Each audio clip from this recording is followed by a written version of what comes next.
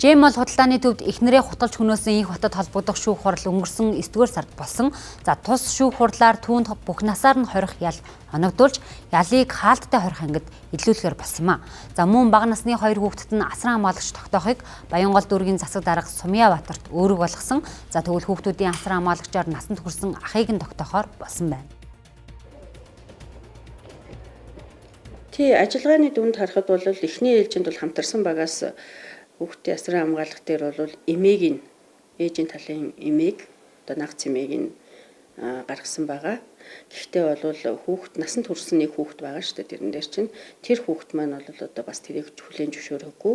Тэр утгаараа одоо бид дараагийн ажиллагааг нь зохион байгуулалт явуулж байгаа. Тэгээд асран хамгаалах эрх нь дараагийн байдлаар бол 18 нас хүрсэн одоо тухайн хүүдээр гарсан байгаа.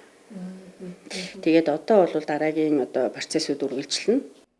Дээрх шийдвэрийг гаргахтай холбогдох мэргэжлийн байгууллагуудаас хүүхдүүдтэй ажиллаж, хүүхдүүдийн аав нагц нартаа уулзаж, хүүхдүүдэд урт хугацаанд сэтгэл зүйн үйлчилгээ үзүүлжээ.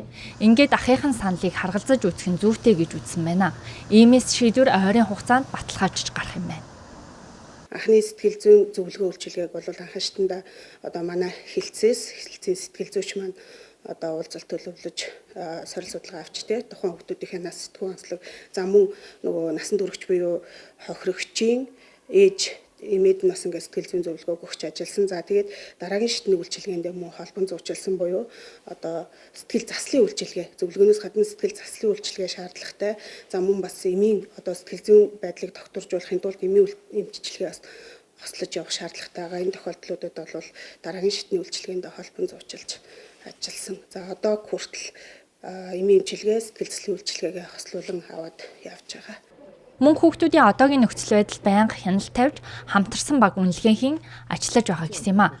Тэгвэл эхнэрээ хутгалж хөнөөсөн Инх батын хувьд шүүхийн шийдвэрийг эс хүлээн зөвшөөрч анхан шатны шүүхэд өнгөрсөн 10 дугаар сард хандсан. Тэгвэл давж заалдах шатны шүүх гомдлыг өнөөдөр хүлээн авч 30 хоногийн хугацаанд шийдвэрлэх бөгөөд шаардлагатай тохиолдолд дахиад 30 хоногоор сунгах юм.